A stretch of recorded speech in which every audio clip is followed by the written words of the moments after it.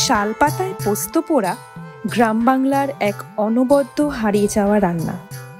চাকচিক্যবিহীন এই রান্নাটি করতে চাইলে আপনাকে প্রথমে পোস্ত ভিজিয়ে কাঁচা লঙ্কা, কাঁচা পেঁয়াজ আর রসুন দিয়ে শিলনোড়ায় বেটে নিতে হবে।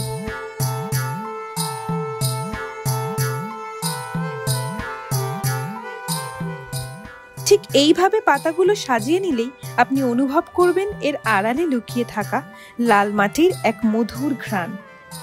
ঝাঁঝ বাড়াতে শিলে পরিমাণ মতো একটু সর্ষের তেল আর স্বাদ মতো নুন দিয়ে ভালো করে উল্টে পাল্টে হাত দিয়ে মেখে নিতে হবে।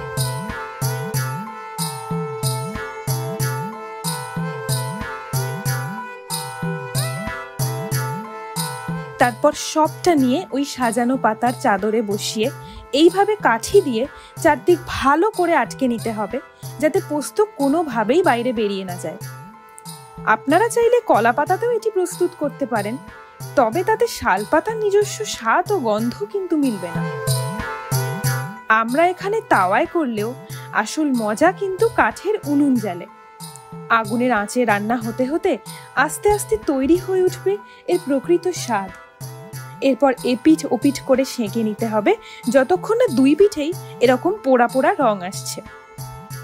সবশেষে তাওয়া থেকে নামিয়ে সাবধানে বাঁধন খুলে নিলেই তৈরি শাল পাতায় পোস্ত পোড়া।